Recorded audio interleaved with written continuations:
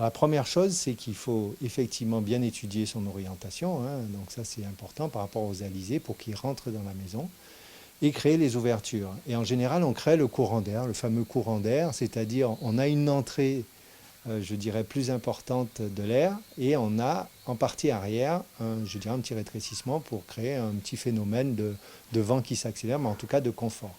Après, on a voulu faire autre chose, c'est-à-dire comme la maison a une toiture assez haute, on s'est permis d'utiliser les alizés. Alors là, il faut faire attention parce que ce sont les alizés vers l'est, mais on a créé des ouvertures en partie haute, persiennées, qui peuvent se fermer, une vers l'est et une vers l'ouest, c'est-à-dire que toute la chaleur qui remonte en toiture peut être évacuée par ce vent, c'est cet air qui peut traverser la maison d'est en ouest.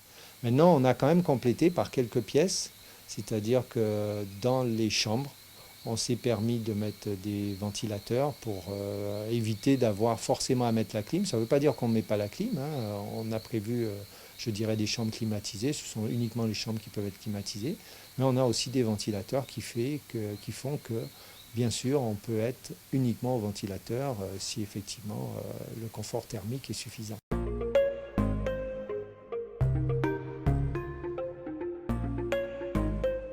Il vaut mieux privilégier des matériaux qui n'absorbent pas la chaleur. On appelle ça des matériaux à faible inertie thermique, hein. Donc effectivement, le bois, tout ce qui est, toutes les façades, je dirais, toute la couverture, je dirais le faux plafond. On a du bois, le faux plafond étant important, hein.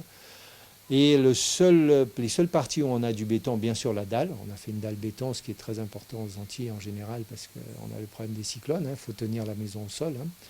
On a fait le mur à l'est, qui est le mur qui reçoit le plus les intempéries, on l'a fait en béton. On a végétalisé ce mur, on a mis un lierre, hein, qui est monté sur le mur très rapidement, hein. Le lierre est quand même extraordinaire de ce côté-là.